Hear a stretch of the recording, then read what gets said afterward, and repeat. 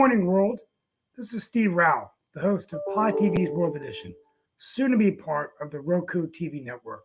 Greeting you live from the All-America city of Morrisville in the Research Triangle Park, North Carolina, the eighth largest state in the United States of America. And on this show, wherever you are from around the world, we want to talk to you about innovation, global affairs, and continue our discussion of a post-COVID world and economy. Today, I want to begin my comments by, first of all, congratulating those Olympians who competed in the Olympics. They came back with gold, silver, bronze, and some of them fell short. But we want to thank them for their resilience, not only in how they bounced back from defeat, but how they were bouncing forward in the midst of a pandemic. We also want to congratulate China. It was a successful Olympics with very few COVID cases diagnosed, maybe only a few. And so it was a success for the world. The agony of defeat and the thrill of victory. It was an honor to watch. And with that being said, today we will focus a little bit on Ukraine. We are supposed to have Deborah Holt-Noel, a guest from UNC PBS Carolina's Black Issues Forum, who's the moderator of the show that I participate in as a political analyst on statewide TV. But at the end of the day, we want to talk about Ukraine.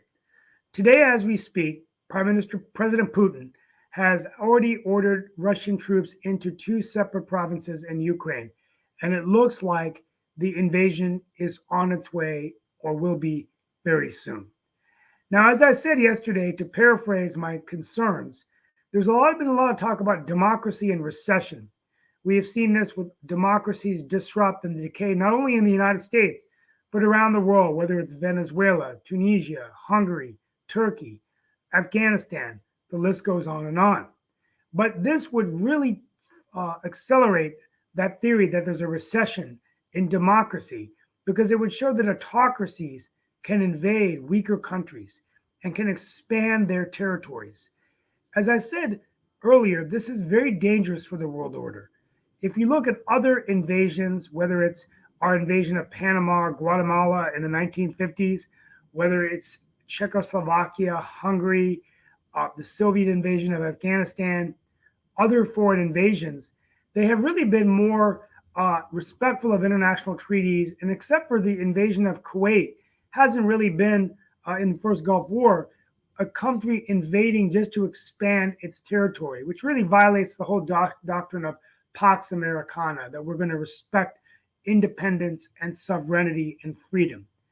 If Russia does invade Ukraine in a full-blown invasion, it just throws that political theory out the door and basically sends a message to countries like China that invading a weaker country is okay, even if it's a democracy, just to invade, to expand your territory.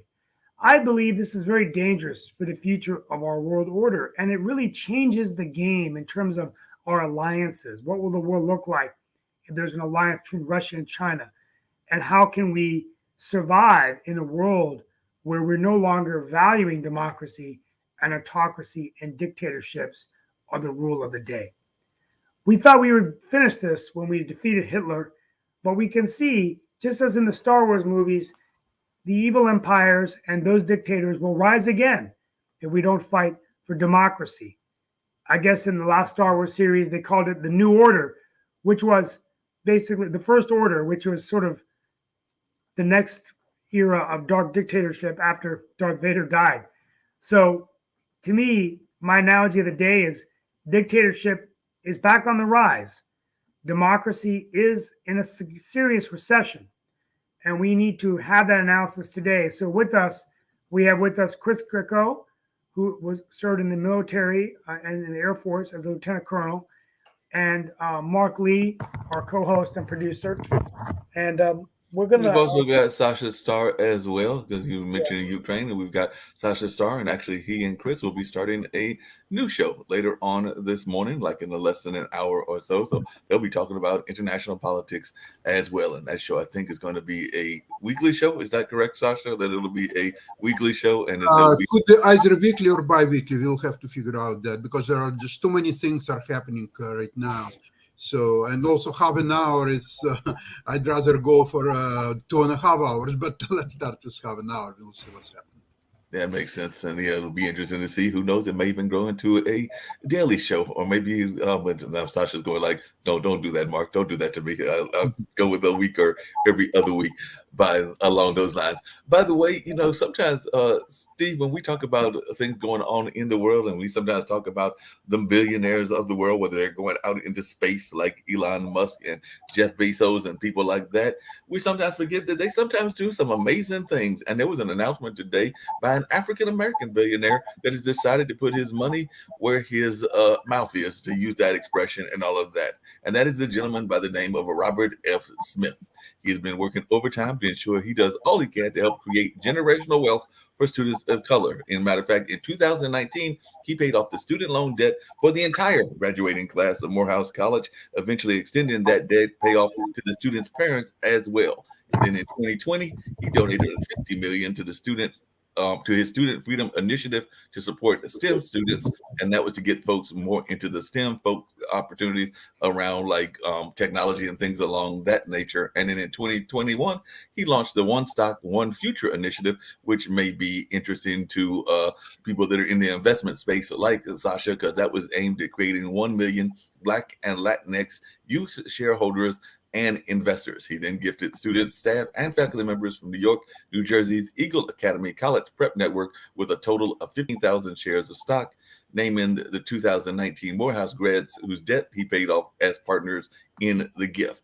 And now, just recently, like in the last day or two, he announced another generous endeavor, launching a $1.8 million grant program geared toward HBCU students. His Student Freedom Initiative has partnered with Prudential Financial to provide $1.8 million in micro grants to HBCU students through the Handling Everyday Life Problems for Students Health Program. The goal of the program is to address financial needs for students that may not necessarily be academic related, providing one-time funds for expenses disproportionately faced by African American students. As one of the things he pointed out was only over 75% of students at HBCUs are considered low income, and that they rely on Pell Grants to meet their college expenses. However, for many of these students, these grants are not enough. So that's a case of somebody actually putting their money where their mouth is. And I don't know what other people think about that and what he just did and has been doing apparently over several years and everything. But it sounds like he's actually putting his money where his mouth is. What are your thoughts, Chris and Sasha? Well, first of all, he's a billionaire of color. Yes. Elon Musk is African American. He's from South Africa. Yeah, that's He's true. African American. That's So you have to be very, very specific about that. But the altruism of this guy, unbelievable. I mean, that to me is not just giving back. It's giving back in just giving back much more than you would ever expect to get. Right. I mean, and that's no matter who the person is, when you give back, when you share that type of thing, when you share not just your wealth, but information, knowledge, that type of thing, I think that's the highest calling that anybody could ever get. And, Mark, not taken away from this guy at all by saying Elon Musk and all that, but right. That is just amazing. I just think that deserves not just a round of applause, but just, grace to this guy. Cause that's really cool. That's really neat. So Good on you. Yeah. What are your thoughts, Steve? I think it's great. I mean, I think we need more stories like this. And I think it goes well into kind of my analysis. I'm working on a TechWire blog this Friday on, Mark, I might need your help about just sort of, minority ownership and, having more visibility of venture capitalists and people that are of color that are investing. And we recently had the death of the initial founder of Red Hat, Manoj George, who was the first CFO, an Indian American who died of pancreatic cancer about 10 days ago. And we don't hear the stories of these successes about what other minorities can learn from. And so I think seeing this kind of act it goes really well and really far in providing, the examples that we need. So, and real quickly, so before we get into that, I'd like to get Sasha's response on that. I want to get back into the Ukraine, but Sasha, do you have any response to what Mark just asked? Oh, I totally agree with Chris. It's a really amazing situation, and I wish there would be more and more people like that. Yeah, I agree. Yeah. And so I guess the topic of the day is Ukraine. It looks like it's on its way to happening. I guess I'll start with Chris and then go back to Sasha. Chris, what are your thoughts at this point? Do we just people are already concerned about gas prices, even here in North Carolina? I heard that in the news this morning. Do you think it's a done deal? This guy's going in. Are we going to be responding back with sanctions? And they had the former ambassador to Ukraine on there yesterday who was asking that President Biden go ahead and start taking action, or is it too early to do that? So first of all, I am Team Ukraine. I'm wearing my Ukraine colors today, yellow and blue. Go Ukraine. You know, I mean, it's. Let me tell you what happened with this whole thing, Steve. And you know, I realize that a lot of people think that democracy somehow is just on the wane. That you know, but when I was talking before about communism and national socialism, you know, communism when the Cold War was at its height, communism didn't mean communism. Communism meant Soviet Union.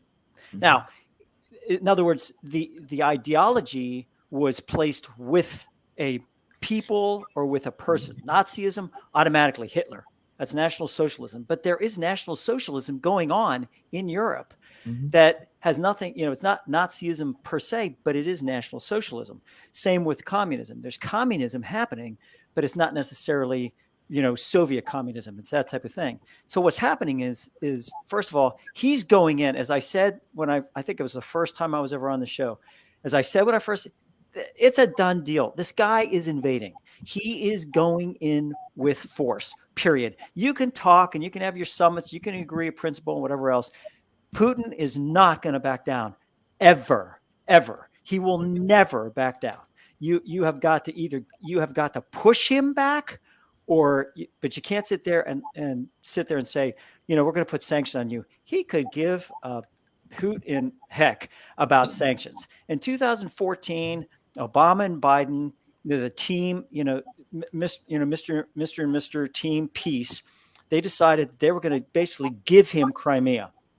The minute they did that and said, we're going to put sanctions on you, did the sanctions hurt him? Nope. I mean, if it would have hurt him, how could he possibly put up 150,000, 200,000 troops on the border of Ukraine? So it's not that democracy is on the wane, I think, Steve. I think what's happening is that the powers that be, the powers that are there, are greater than the powers that happen in other places. Like you said, 1956, Hungary, you know, invaded. 1968, my mother was Czechoslovakian. When they invaded in, I think it was November of 1968, when they invaded Czechoslovakia, I came home. I think I was 12, 13. I was 13 years old. Came home, and my mother was just sitting at the table, and she, you know, kind of was reading the paper, and she was like tearing. She was actually like crying, not sobbing, but like crying. I said, "Mom, is everything okay? You know, is Grandpa okay?" She goes, "Yeah." She goes, "Chris, you just don't understand." I said, "What don't I understand?" She goes, "The Soviets just moved into Czechoslovakia." She says, "That's my father's country, and they just took that over in force." And you know, that's the way it goes. Warsaw Pact. He needed that Warsaw Pact. He needed that buffer. He's going in.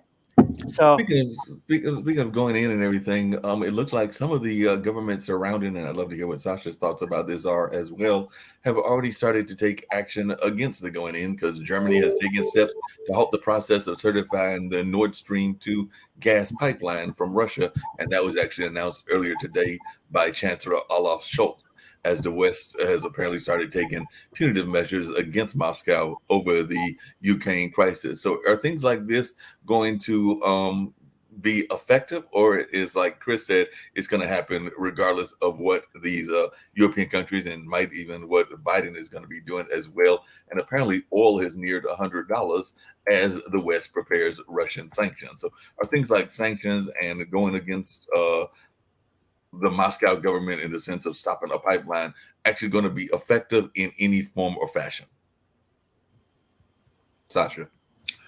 Okay, I've mentioned several times that the passion is absolutely necessary thing in international politics, wars, and by the way, in peace too. Uh, Putin has a passion. He is absolutely obsessed with the idea that Ukraine is an artificial body that should never ever existed. It was done. I was listening for 1 hour to his speech in Russian, so I can almost translate every word what he said yesterday. I'll talk more about it in our next program. But he is absolutely obsessed with the idea that Ukraine was put together by Bolsheviks in around right after the revolution. Then Stalin gave additional territories like the same Donbass, for example.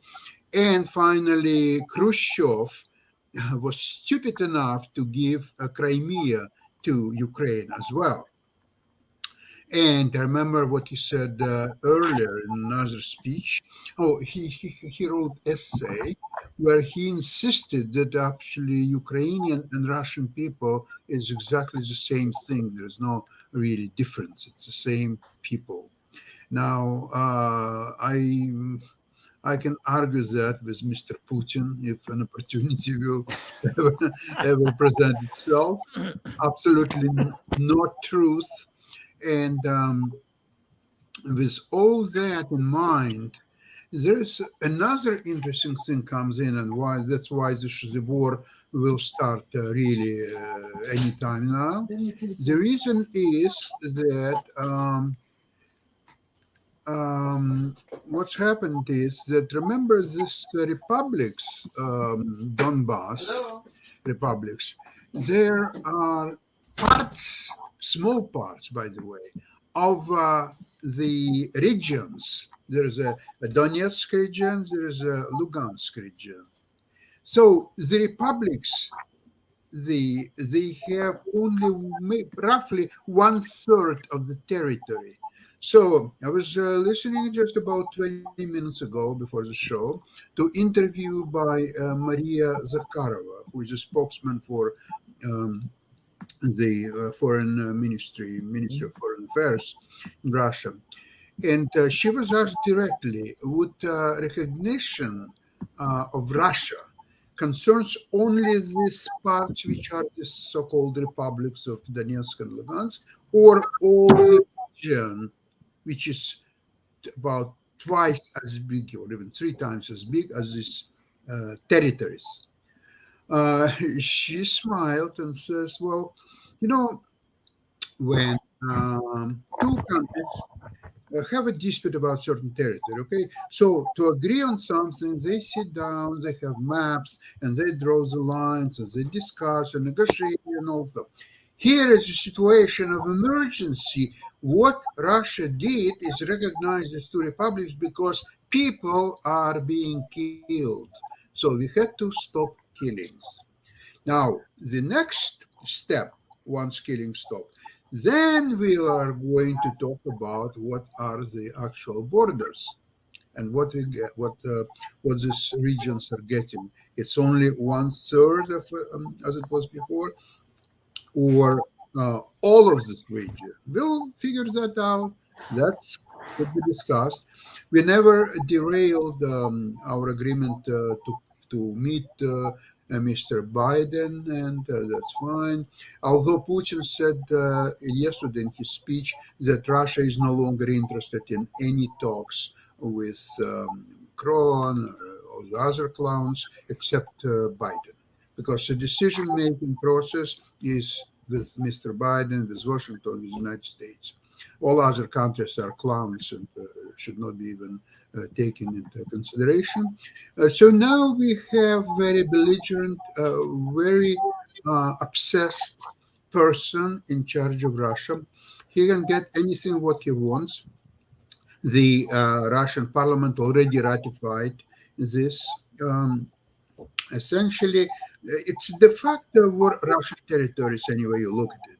They were controlled by a group of thugs, and Russia was supporting them and supplying them ammunition and even armies from time to time when it was fighting in 2014. and 15. So actual Russian troops were involved. So basically, what happened should not be a big surprise. The only thing is, and just to finish, what I'd like to say. Now, everything is on the shoulders of Mr. Biden, who yesterday was recognized as the worst president ever in our own show here. So Russia is using its position of strength against perhaps the weakest president of the United States ever. That creates a dangerous situation, and Right. I would be very happy to see Biden resign immediately, get elected somebody else, and that new person with authority. And speaking of that, we just celebrated President's Day before we bring David Riley on, and it's quite amazing.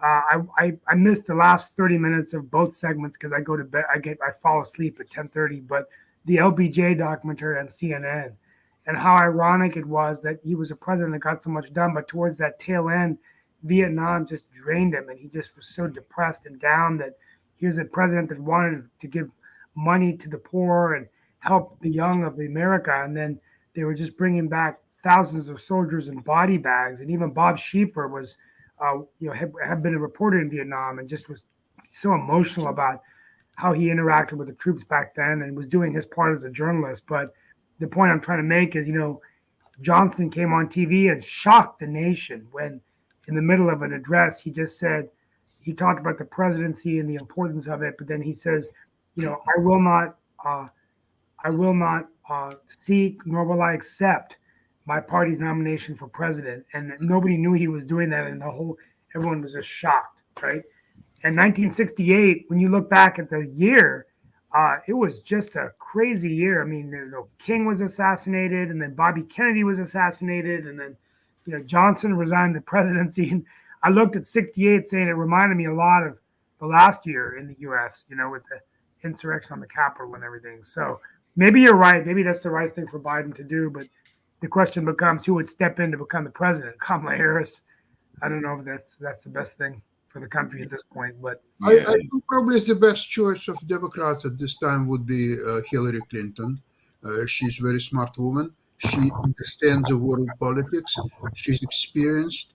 And okay, she had all these problems with her emails or so on, but I don't think if America is going to be obsessed to find absolutely incredibly clean person who's never done anything wrong, who never did sexual advances, and who never done anything wrong in his life, good luck. You'll never find anybody like that.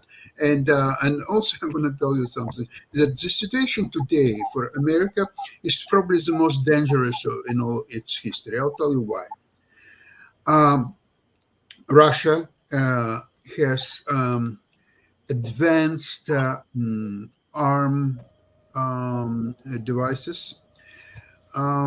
It's passionate, remember Mr. Putin, and it's super aggressive because it feels the moment is right.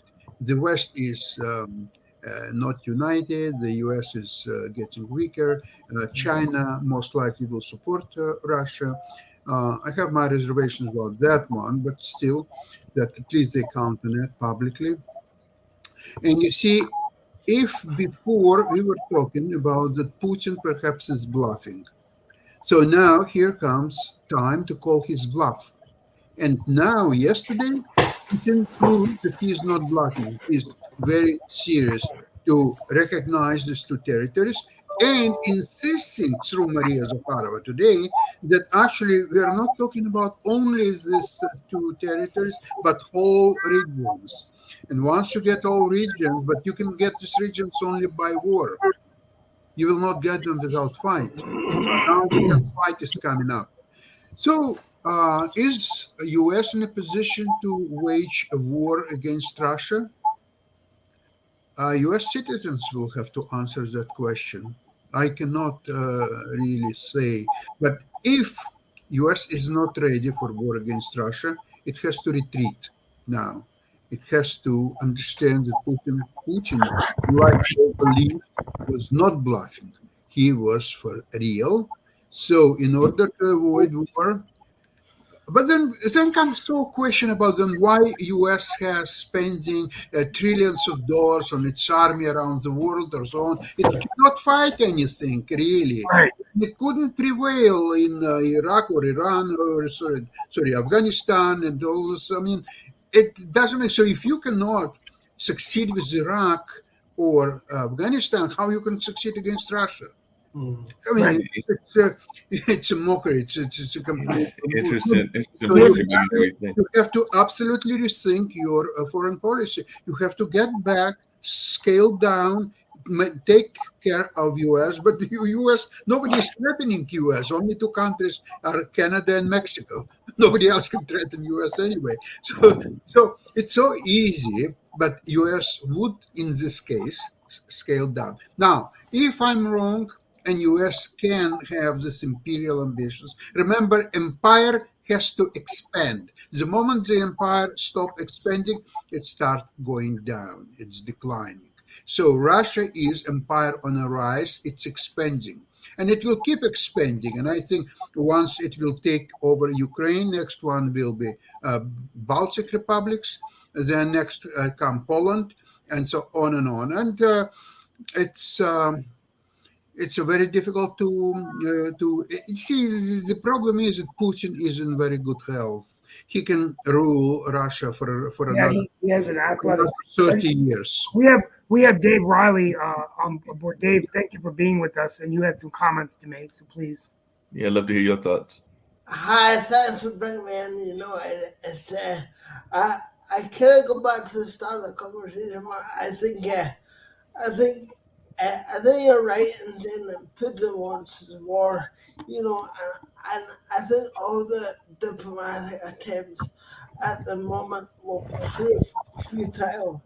And I think what happens that Putin will go in to the Ukraine because he still sees that as a bit of Russia, and he's already annexed bits of the countries of Russia, and he sees he still goes back to the old Soviet setup where Ukraine was part of Russia, and I think a lot of the problem is that there's really nothing to stop President Putin. I think that's a problem because other than threatening sanctions, the only other option is an oil war with Russia, and nobody wants that.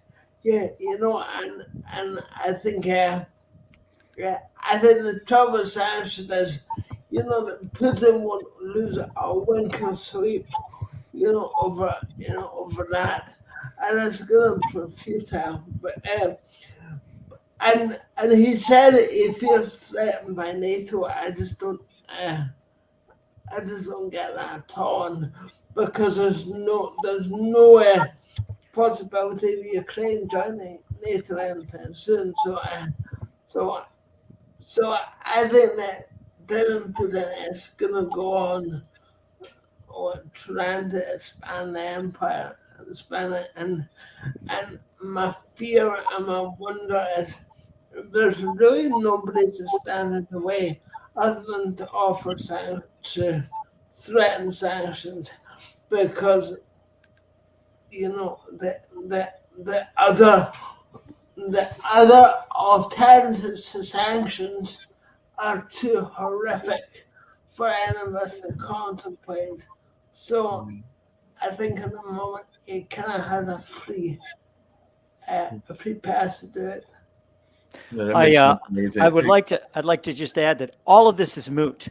This whole discussion about Putin being a warmonger and is absolutely moot, because as of September of 2021, he was nominated for the Nobel Peace Prize, and that is an absolute fact. You can look that up. But who nominated him? By who? By, doggone it, why did you have to be that way, David?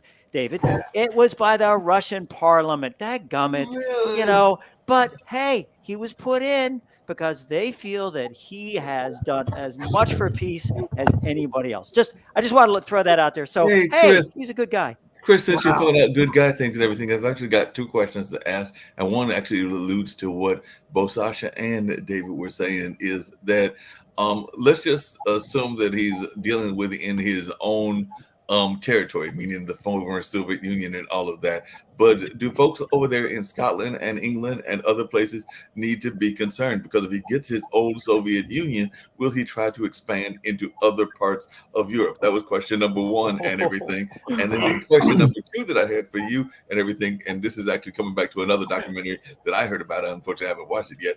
But do we need to be concerned as a former military person about our own readiness in terms of equipment? Because I was watching this or hearing about this documentary that was talking about the Boeing crash and a couple of the other crashes that existed, because apparently we placed a lot of high-tech equipment that people didn't actually know how to operate, and there wasn't enough oversight in that, and that's why they created those crashes that took a lot of lives. And apparently some of those oversights still haven't been put in place, and that was more on the civilian side. And I doubt that that's happening on the military side. At least I hope not. But I'd love to hear your thoughts about that, because I think that there was like some things that done that were supposed to keep the plane flying and not need as much human assistance. And like I said, if that's a good thing to have, but you also have to train people how to operate it. And apparently we didn't do that all that well. So I'd love to hear your thoughts about our readiness as well. Well, first of all, two major aircraft. Three. Let's talk about three. Right. Three major aircraft that are being used by the U.S. Air Force today. The B-52. The B-52 was made in 1952. Wow. So it's now, I think it's in Juliet or Kilo. So, I mean, they're using the same aircraft that they used in 1952 now. That, if just doing quick math in my head, that's almost as old. That's older than me. So basically, they're using that. The C-130. I mean, they use that. I mean, the Israelis used that when they got the hostages from Entebbe back in the 1970s. So the C-130, great aircraft. The F-16, that was done in 1983. So, I mean, you sit back and you go, wow, but they're really good aircraft, and they're doing what they need to do to be able to get things. Now the F-35 and the F-27, all these different ones that just can stop on a dime and do all those types of things. You know, that's cool. That's really neat aircraft. So I think that if we went into war with Russia, if we actually did that, I think if we put jets, high value jets right along those areas, I have a feeling that they're not going to go, especially with our pilots want so badly to have, I mean, not that they love combat, but air combat really helps your skills. So they, given the opportunity to go face to face with a fulcrum, oh my gosh, these guys would like, yeah, let me at them. Let me give it a shot. I mean, they'd be first on the line to go after those guys. Chris, just to defend B-52, remember that Americans put men on the moon in 1969. Today is 2022. Can American put a man on the moon? No. They could do it 70 years ago, but they cannot do it now. So B-52 was created in 52, as you said. Can they recreate B-52 or something better? Well, there is a B-2 bomber, which is supposedly excellent, but it's so expensive that nobody can afford it. So Right. you still have to rely on all. And not forget that China is making so many investments in their military technology, satellites, and space that they're well on their way for military dominance. So we'll see. Only time will tell. And with that, any new Black History Month, Mark? Anyone that you want to talk about today?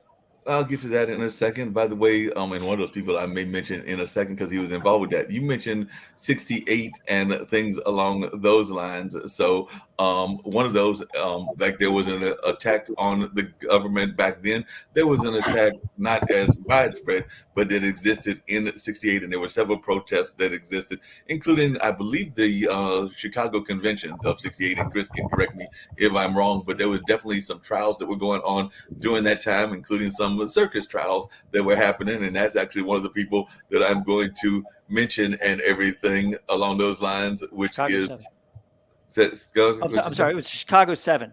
Yeah. Chicago 7, right? That's right. The Yeah, trial of the please. Chicago 7. And definitely they were involved in those protests. And of course, there was a number of folks that I was going to mention in terms of studying history and all of that.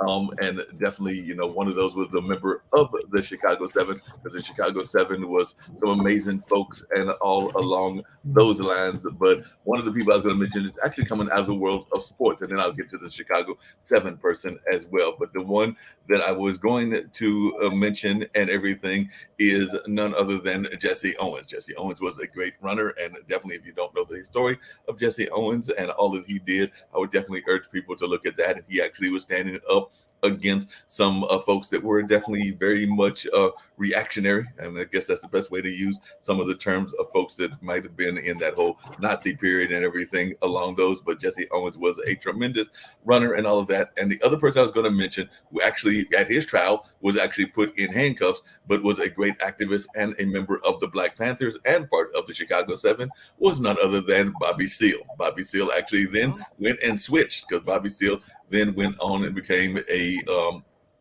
at some point later in his life, I won't say he even got involved in the Republican Party. I need to double check that, but I know that at least one of those members, Bobby Seale and Eldridge Cleaver, actually went more into the Republican side of things. But he was definitely a great activist and one of the folks that co-founded the Black Panther Party along with UAP Newton, and is definitely still seen as a political activist even to this day and everything along those lines. So if you're not familiar with Bobby Seale, he had a very colorful life, and definitely is still living and still involved to some degree as a political activist. So if you're not familiar with them, you might want to check out. And there was actually he was portrayed in Aaron Sorkin's Netflix film that was 2 years ago in 2020 called The Trial of the Chicago 7. And he's also mentioned in the movie Judas and the Black Messiah by a policeman commenting on a drawing of him tied up at the trial. Because like I said, he was definitely tied up at that trial. And like I said, it was a definite circus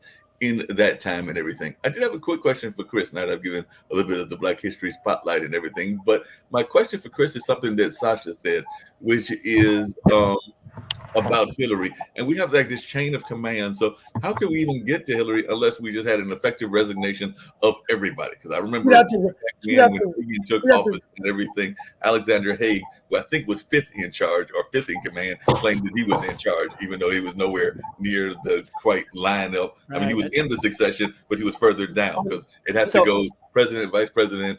I think it's Secretary of the House or Secretary of the Senate. It's so here's how it goes. It's really kind of easy to remember if you remember it this way. When the president, you go elected officials to you don't have anymore. Then you go appointed officials. In other words, you go elected officials. So you go president, vice president, Speaker of the House, President pro temp. All those. Before you get to Secretary of State or Secretary of whatever, Secretary of Defense or whatever it is, because those are appointed people. You want to make sure that you cover all the elected before you get into the appointed. That's why Hillary Clinton would have never been able to be even president. That thing with Madam Secretary and all that, that's all a bunch of hokey poke. It but I never think go that way. But I think, Mark, the point you're trying to make is that when she, she just finished a book. She was on Meet the Press with Chuck Todd and a few other national shows. She would have to run for the nomination, maybe against Kamala Harris in 2024. Yeah, wouldn't rule it out. I mean, she does. I think she's still in the limelight, but whether she'd want to do it at this age with grandkids and it just may not be the race for her. But well, then I was just gonna say it's not stopped Joe Biden doing his ripe old age. You know how old is he? What, 78? Holy cow!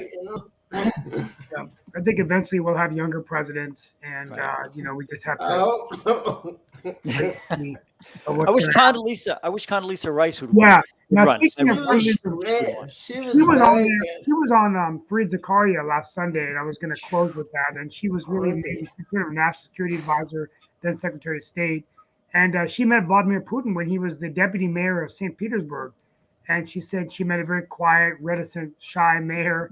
And over time, he became more and more confident until she didn't see him years later when he was the newly elected president, and he remembered her, and it was quite amazing the difference. And over time, she said that it's a different ball game, and but it's interesting to get her perspective of what's going on in Ukraine, and it's really a lot about energy and oil and dominance and Guys, does anybody know what happened to Sarah Palin?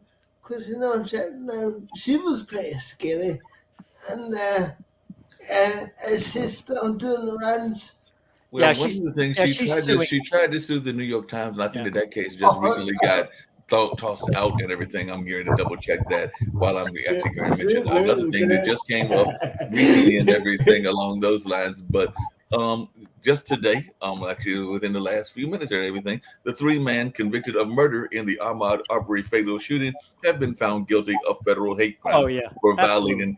violating his civil rights and targeted him because he was African American. So the jury reached its decision after several hours of deliberation on the charges against father and son Greg and Travis McMichael and neighbor William Roddy Bryan. So they showed roughly 24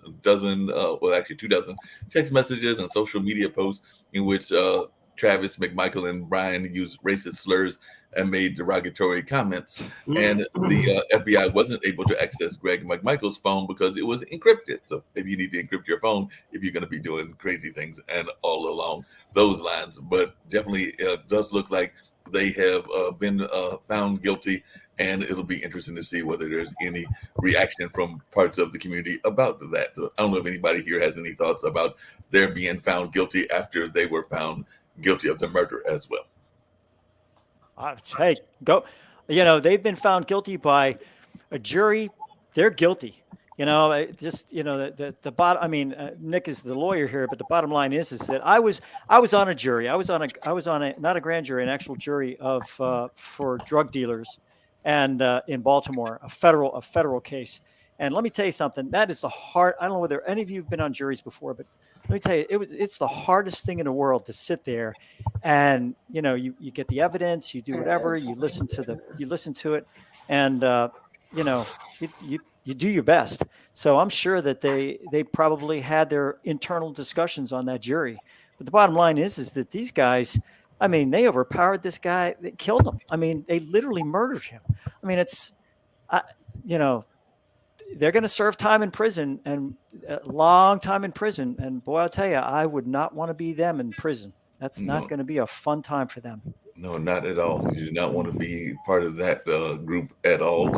I'm sure that they may try to align themselves with certain groups that are in prison, because as a friend of mine who is a prison administrator puts it, there are groups that are similar to society groups that exist in the prisons. That's why there are some folks in the African American community that are part of the Black Muslims that exist here, and there are some that are part of the skinhead group and things of that nature. So I imagine that they are going to try to align themselves with those kind of groups that are more reactionary and very much those kind of like-minded individuals in the system. But I'm thinking the population is not going to be that much compared to what the overall population is going to be. So yes, they are in for a long haul and a difficult time in my mind. But like I said, I would not want to be. Mark, it just doesn't fit my lifestyle. I mean, where's the golf course? Where's the tennis? Where's the club? I mean, the thing is, yeah, that's what I thought. I was going like, this is not somewhere along the line. The decision-making processes of these three individuals went haywire. Now, I just don't know where it was. First of all, who decides all of a sudden they're going to be a vigilante? I'm going to go out and control the world, and I'm going to bring my guns and all this other stuff. And where did they get this self-anointed stuff? And don't they have anything better to do with their lives? Apparently not. So they thought that they were going to do the whole Wild West thing, and they thought they were going to, do vigilante justice, and we know that does not usually work and everything. By the way, I was correct. Sarah Palin did lose her case since David had asked about that. I saw that. Yes, Sarah Palin going against the New York Times. Okay, I mean, we got First Amendment issues. I mean, there's my man from Scotland. Hey, let me tell you something about Scotland. You guys have tabloids that drive people crazy.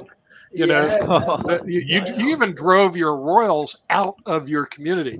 Now, with that in mind, With that in mind, yeah, you did. Your tabloids are awful. Your tabloids are awful, but they're British, not Scottish. So I'll forgive you because you're Scottish, not British. You know, but your tabloids are awful. What they talked about the royals and the way they talked about them, I would leave that tiny little foggy island too. You know, now granted, they're very entertaining. Okay, I do like Scotland. Don't get me wrong. As a matter of fact, that's where they filmed Batman in Glasgow. I don't know if you know that. That's the new Gotham City. Did you know that? That's the new Gotham City. Oh, they went from Pittsburgh, Pennsylvania to Glasgow. Perfect. That's true. They did. Right. So Glasgow is the new Gotham City. Okay, in case our viewers internationally don't know, and because of that, they believe there's going to be a big uptick in visiting Glasgow to go see where Batman was filmed. It's just like this. This is a true story, David. I'm over in your bloody foggy island because my friend teaches at Oxford. Okay, so I'm hanging out there, and we had one more day in England. I said, my wife, do you want to go see the National Gallery of Art, which is the beautiful paintings in the world? Or do you want to go see Highclere Castle, which is where Downton Abbey was filmed? She goes, oh, that's not even a hard choice. We're going to go see Downton Abbey. Highclere Castle. Are you kidding me? So that type of tourism does exist in your foggy little island, but I haven't been back there since. I saw the wonderful. Yeah. So well, Mark, I guess you just give us a Black History leader real quickly, and then anything else. I did that earlier when I was mentioning Jesse Owens and definitely Bobby Seals and everything. But just really quickly, because and this is a lighter note story and everything, because we've been having some heavy conversations. But on a lighter note, but not all that. Like apparently, Tom Cruise's former manager has told the Daily Mail that the actor was a perfectionist, and she recalled that Cruise once refused to speak to a waitress because he was still in character, and that was during the time. You'll love this, Chris. That was during the time that he was taping the movie Taps, which we know is a very popular movie for the military and all of that. And of course, he's also known for Top Gun and all along those lines. But yeah, apparently he was still in character. I guess he was playing that whole military role, and he just was like, "No, I'm not going to talk to you because I'm still in character." Because he said, "Please tell her not to ask me any questions. I'm still in character." What can you do about Tom Cruise? I mean, why is he even on this program? I mean, the guy is, half a waste of a human being. Why don't we talk about? Why do you say that? Why do you say that, Nick? Well, I'll tell you what. Let's talk a little bit more about Scotland. So let me take you back, David. Let me take you back, David, to 1588. Right, 1588. So at 1588. The Spanish Armada, right? They were going to attack England. They were going to take over England, right? So the Queen of England decides we're going to not worry about naval power. What we're going to worry about is ground power. So I'm going to take this general who I really like, if you know what I mean. She really liked this guy. So she said, "You're going to defend the British Isles. This is what you're going to do." Drake? So that's right. Sir Francis Drake. Now that's interesting. So the admiral comes up with his own way of doing this, and him and another admiral, the Queen says, "I'm not going to give you any funds for your navy, none, zero zip. It's all going to go to the army." So they take their personal fortunes and they put it against the navy. Well, fast forward, they defeat the Spanish Armada with a bunch of really small. I ships, thought what right? happens, the Armada got destroyed in a storm. No. Anyways, okay. no. Sorry. You got to read. You got to read real facts now. You got to read Edward Creasy's book, right? Yeah, that sounds better than a storm. So, anyways, they're coming up around, so they can't go back. They're coming up around the British Isles. They have to rest the Spanish Armada because they're basically busted up, right? So they have to rest. Where do they rest? They rest in Scotland. You know what the Scottish do to the Spanish Armada? They come on land. The Scottish just kill a ton of them. They rush back to the ships and they limp all the way back to Spain. So Scotland, way to go. Scotland the brave it is. Scotland, way to go. I got a question for y'all. This is actually coming back to cultural media and people that are making a living doing all kinds of crazy things and everything. Apparently there is a Finnish TikToker who has a 1.4 million strong following, and she's got a very interesting way of getting this following. Can you guess what she has done recently to get this great following of hers and everything? I hate to think. Well, she has filmed You can do a herself lot of digging- things because She has filmed herself. She has filmed herself digging holes in ice and jumping into freezing water. So apparently, this is like something very big that she's done. She's digging holes in that ice in that cold area of Finland, and then jumping into the water. And apparently, she says that ice swimming is a common activity in Finland, her home country. She believes the activity is good for her health and makes her feel energized. But the tax advisor had warned that swimming in such cold water is not for everyone. So she does have a tax advisor that's telling her, and maybe telling everybody else, don't go for it as much. But apparently she swims twice a day, and there's nothing too surprising about that, except that her pool of choice is an icy lake. And this 28-year-old is she puts the finish in finish. You know what I mean? Yeah. Yes. Well, it's about that time, Mark. I'm going to go ahead and close out today. Got to head to work, but want to thank you all for being with us on World Edition. And as I close out the program, we'll continue to monitor the situation in Ukraine. I hope I can join as a panelist on the international show with Sasha and Chris. But on World Edition, we analyze international politics on a daily basis. And at the end of the day, congratulations on the Olympics. We pray for the people of Ukraine as they battle along. Didn't talk much about COVID, but many areas in the U.S. are lifting their COVID restrictions, masks, and things like that. And hopefully we're coming to the end of this pandemic by the end of the spring. And looking forward to an interesting coming up of the off-year elections, 2022, as a real push is made for the Republicans to take over the House and Congress. From our family to yours, I will see you most likely on Friday. I may be in and out tomorrow and Thursday, but want to thank you all so much for listening to the show, wherever in the world you are. From our family to yours, Godspeed.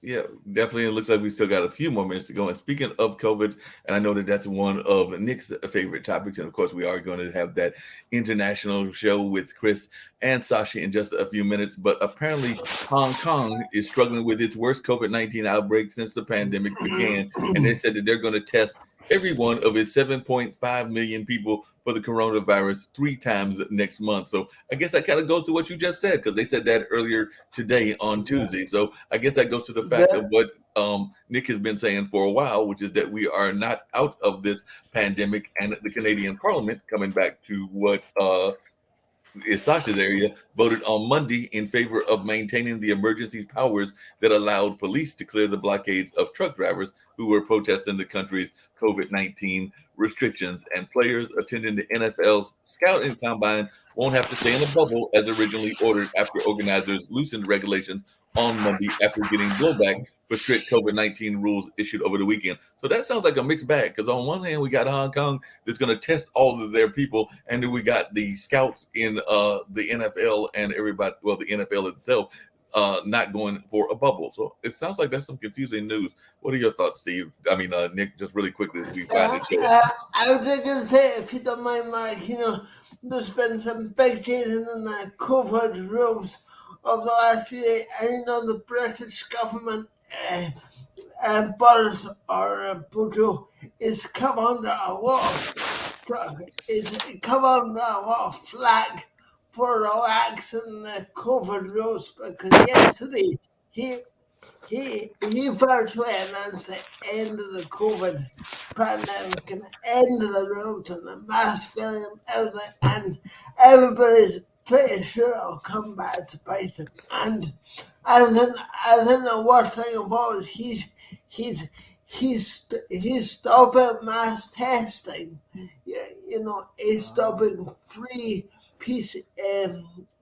lateral flow testing, and I have to give you, he stood at the lectern yesterday and said, we're gonna keep a pin sharp eye on the progression and the transmission of the disease, but at the same time he's just announced stopping free testing, which is utterly crazy.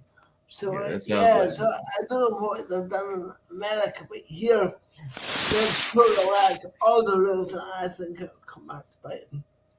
Yeah. What are your thoughts, Chris? I know you've got to get ready to go do your show, so I'm actually going to put that on advertisement before I do the run of the people running around the country and everything. So this is on the COVID stuff, right? So Right. so basically, let's take North Carolina. So Steve, There are 10 million people in North Carolina. All right, 10, plus change. So 10 million people. Out of that, there's been like 5,000 cases, whatever it is. So we're talking about I think I figured it out the other day. It was like 0.8%. So less than 1% people have been tested with COVID at this point. I think there ought to be like a standard. And the problem is CDC doesn't set a standard, but there ought to be a standard. Like if you have this many antibodies, you don't have to worry about it. But nobody's saying that. Or if you have this, you don't have to worry about it. But nobody's saying that. They're just saying get boosted, get boosted, get boosted. But I'm saying, well, what is the limit? What's the limit to do that? So that's my deal on that testing and everything else that's going on. Yeah, that makes a lot of sense. I know you've got to bounce over to the other I show. do. And I'm sorry. No, you're good. And we're It's been a actually pleasure. done at the hour and everything. I was going to say just really quickly, and we may talk about it more tomorrow, that one of our local city councilmen has decided to resign because his wife has taken a job in Europe. So he is going to follow her and take the family over there. So maybe we'll have a little bit more conversation around that. As Charlie Reese will be stepping down and they will be appointing somebody to fill his seat, which I think is good until the next elections. So who knows? Maybe some friends of mine might decide to run. Who knows? Maybe our friend Jan might decide to put his name in the hat and all of that, Steve. So who knows what will happen in that regards, but we will find out and I'll keep folks informed, and I may talk a little bit more about his resignation on tomorrow. But right now, I'm going to let y'all check out an ad for the show that's coming up right about now. And of course, also our little thing of the people running around the world, back when more people were running around the world. That is our intro and our outro. But here's the show that's about to come up.